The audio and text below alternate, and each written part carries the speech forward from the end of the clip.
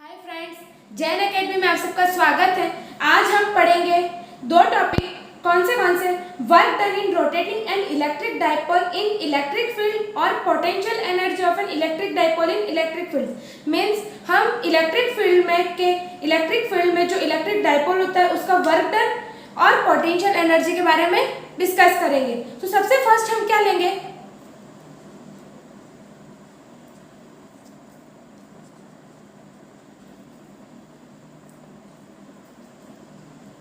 Work done इन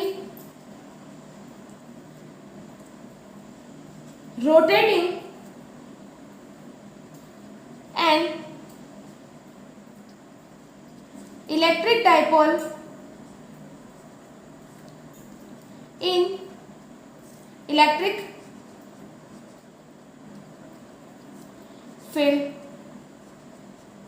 सो हमारा first topic क्या है, work done in rotating an electric dipole in electric field. Means जो electric dipole जो rotate होता है इलेक्ट्रिक फील्ड में, उसका हमें क्या बताना है, वर्क डन। तो आप जैसे इलेक्ट्रिक डाइपोल को इलेक्ट्रिक फील्ड में रखोगे तो वो क्या प्रोड्यूस करेगा, टॉर्क प्रोड्यूस करेगा। तो वो टॉर्क किसको अलाइन करेगा, उस जो फील्ड है उसकी डायरेक्शन को। On keeping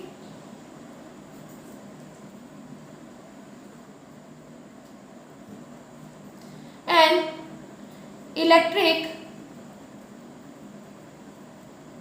dipole in electric field,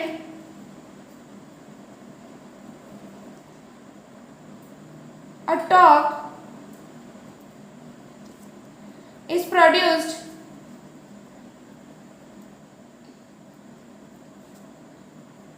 in its which tries to align it in the direction of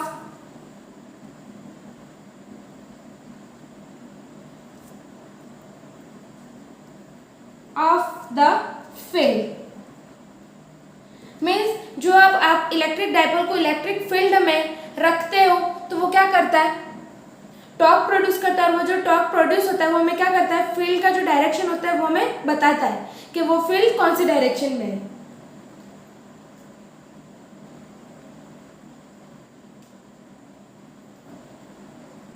और इसी टॉर्क के रीजन से जो इलेक्ट्रिक डाइपोल होता है वो क्या करता है, इक्विलिब्रियम गेन कर लेता है, जिस रीजन से वो क्या करता है, वो जो इलेक्ट्रिक फील्ड की जो इंटेंसिटी होती है उसी साइड वो क्या करता है, डायरेक्शन उसका मूव हो जाता है।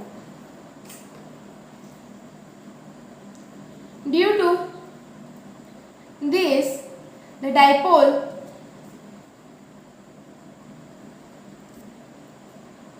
eventually attains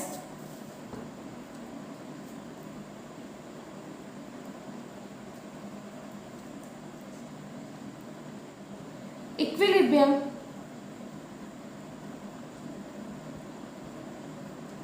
and comes in the direction of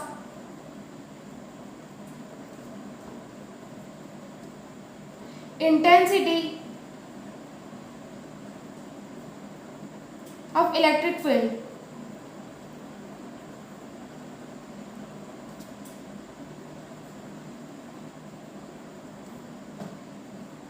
जब इलेक्ट्रिक डाइपोल इलेक्ट्रिक फील्ड में रखा जाता है तो वो टॉर्क प्रोड्यूस करता है, जिस रीज़न से हम उसकी डायरेक्शन को फाइंड कर लेते हैं, इलेक्ट्रिक फील्ड की डायरेक्शन को फाइंड कर लेते हैं। और उसी रीज़न से जो टॉर्क जो डाइपोल होता है वो क्या करता है, वो जो इंटेंसिटी होती है इलेक्ट्रिक फील्ड की उसी डायरेक्शन में वो क्या करता है, अपनी जो डायरेक्शन होती है वो अटेंड कर लेता है।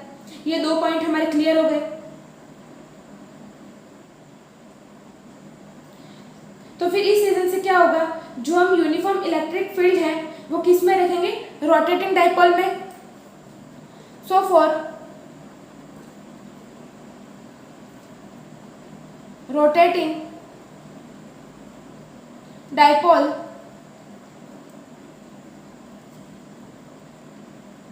कैप्टिना uniform electric field from equilibrium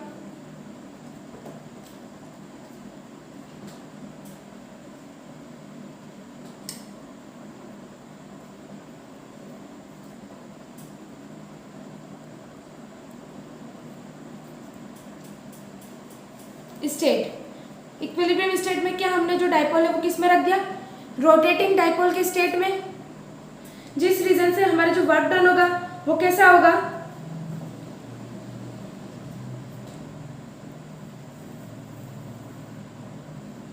work done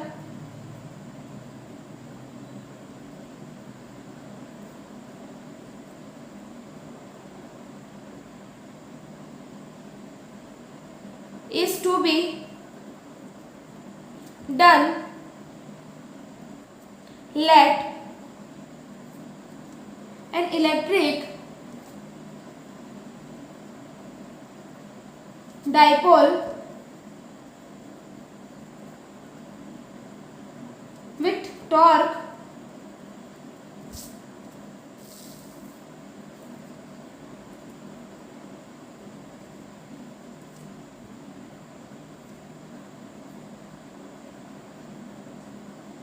P is equal to Q D be kept in its equilibrium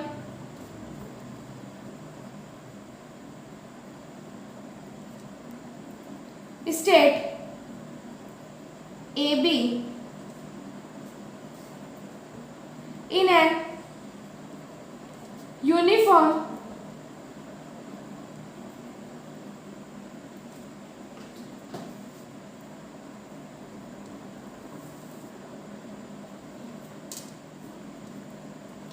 electric field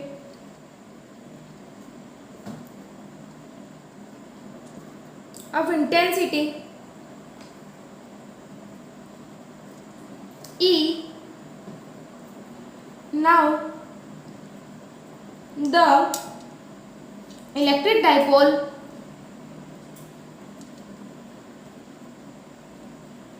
is rotated by angle theta.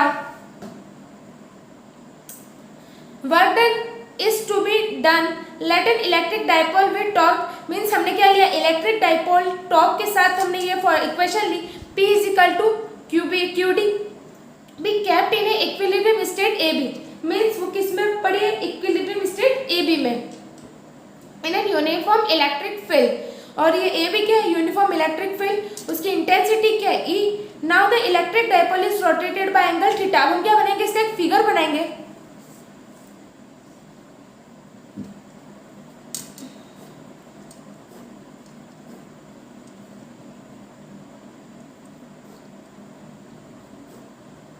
हमने क्या कर दिया, इसका एक फिगर ले रहे हैं जिसमें हमारे पास क्या है, आपको पता है ए भी हमने पॉइंट देखा है, सो ए और ये बी, ये चार्ज और फोर्स के साथ, ये चार्ज फोर्स के साथ. उसके बाद ये थोड़ा क्या कर रहा है, रोटेटिंग है डाइपोल, तो रोटेट हो गया. ये क्या बन गया हमारे पास ए डैश और ये क्या बन गया बी डैश. वैसे वैसे ये थोड़ा थोड़ा जैसे यहाँ पे भी रोटेट होगा, थोड़ा यहाँ पे रोटेट होगा. तो जैसे वो रोटेट हो रहा है, जैसे देखो फर्स्ट ये रोटेशन है और सेकंड रोटेशन ये है, तो हमारा सबसे फर्स्ट रोटेशन क्या होगा, ये जो सबसे बड़ा रोटेशन है वो हमारे पास है थीटा नॉट. और ये छोटा रोटेशन जो इस पॉइंट से और इस पॉइंट के बीच में है, जो इस पॉइंट से और इस पॉइंट के बीच में वो हमारे पास क्या है थीटा. और जो इस पॉइंट और इस पॉइंट के बीच में जो एंगल बन रहा है वो हमारे पास क्या होगा थीटा प्लस डी थीटा. और ये इसकी इंटेंसिटी क्या है, E। हमारे पास डायग्राम रेडी है। सो अब हम क्या करेंगे, इसी के बारे में कुछ लाइनें लिखेंगे कि इसको क्या करेंगे, हम डिस्क्राइब करेंगे। So suppose at instant when it being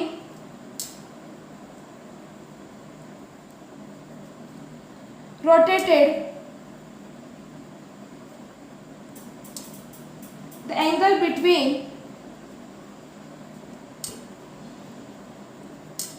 electric dipole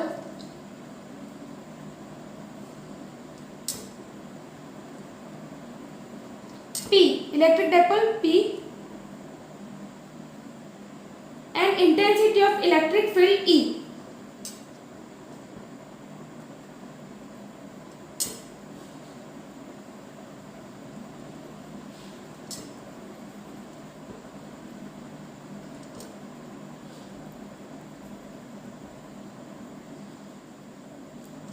ये हमारे पास हो गया। अब हम क्या करेंगे, सो इसके बीच में क्या होगा, टॉर्क प्रोड्यूस होगा।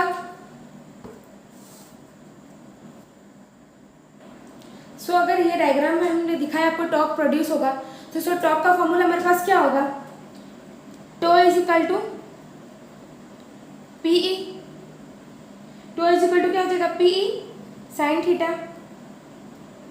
फिर हमें इसमें क्या निकालना है, आपको हमारा फिक्स टॉपिक ही पता है, क्या निकालना है हमें, work done. So work done निकालने के लिए now the work done, work done निकालने के लिए हम क्या करेंगे, D W is equal to torque into angular displacement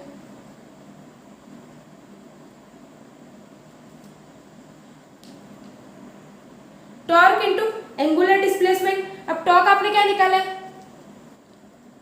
P sine theta, and angular displacement का मीन्स क्या होता है, डी थीटा। हमारे पास ये दोनों पॉइंट्स आ गए। अब हमें इसका अगर वर्क डन निकालना है तो हमें इस टर्म का क्या करना पड़ेगा, इंटीग्रेशन करना पड़ेगा। किसके रेस्पेक्ट में, हमें कहाँ से कहाँ तक ले जाना है, theta is equal to 0 degree to theta is equal to theta naught तक, हमें ये लिमिट्स लेनी है और इसका वर्क डन निकालना है। So D W integration is equal to theta not to 0 pE sine theta और ये डी थीटा, ये हमारे पास आ गया।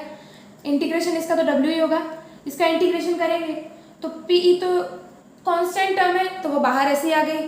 साइन थीटा का क्या हो जाएगा, cos theta minus cos theta और ये 0 degree. W is equal to PE. अब आपको पता है क्या होता है, upper limit minus lower limit.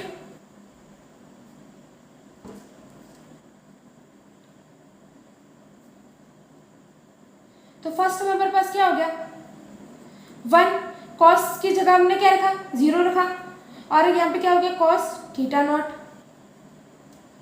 Lower limit minus upper limit वाला फॉर्मूला लग गया।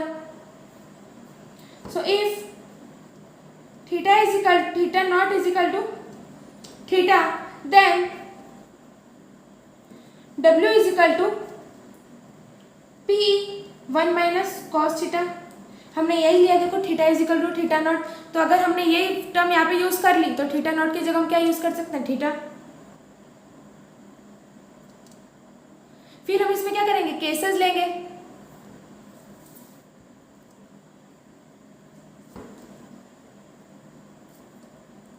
केसेस फर्स्ट केस हमारा क्या है, if the dipole is rotated from angle theta 1 to theta 2, means जैसे हमने क्या किया है, हमने अब यहाँ पे जो लिमिट रखी थी उसमें हमने डाइपोल को कैसे रोटेट कराया था, 0 डिग्री से थीटा नॉट तक। पर अगर हम उसे थीटा 1 से थीटा 2 अगर रोटेट कराए तो हमारे पास क्या इक्वेशन बनेगी,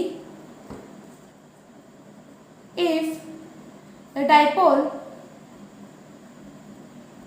is rotated from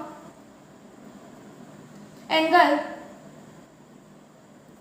theta 1 to theta 2, then तो हमारे पास क्या हो जाएगा W इज इक्वल टू, जहाँ हमने वैल्यू 0 रखी थी उस जगह में क्या रखना पड़ेगा theta 1, so cos theta 1 PE आगे रहेगा माइनस कॉस थीटा 2, जहाँ पे हमने थीटा नॉट रखा था वहाँ पे हमें क्या रखना है थीटा 2। अब हमें क्या लेना है केस सेकंड, उसमें हमें क्या बताया गया थीटा 1 की जगह में क्या रखना है 0 डिग्री एंड थीटा 2 की जगह क्या रखना है 90 डिग्री। मीन्स आपके पास ये इक्वेशन बनी हुई है, इसमें थीटा 1 की जगह रखना है आपको 0 डिग्री और थीटा 2 की जगह रखना है 90 degree. So W is equal to PE, तो कॉस थीटा 1 0 डिग्री, आपको कॉस 0 की वैल्यू पता है 1 और कॉस 90 की वैल्यू क्या है 0, मीन्स हमारे पास आंसर क्या आ जाएगा is equal to PE। W is equal to क्या हो जाएगा PE। अब हमारा केस थर्ड, अब हमें क्या करना है थीटा 1 की जगह 0 डिग्री रखना है और थीटा 2 की जगह 180 डिग्री रखना है।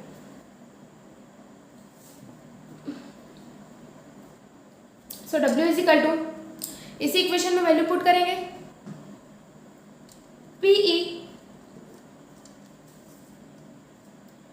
और ये 1 का 1 माइनस, आपको पता है कॉस 180 की वैल्यू क्या होती है -1, so minus minus plus plus 1, so W is equal to क्या हो गया 2PE।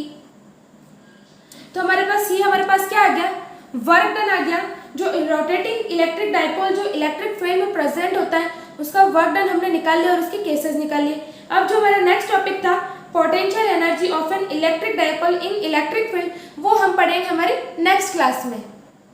अगर आपको इस टॉपिक के रिलेटेड कोई भी डाउट हो तो क्वेरी हो आपकी, तो वो मुझे आप कमेंट सेक्शन में लिखकर पूछ सकते हैं। Thank you.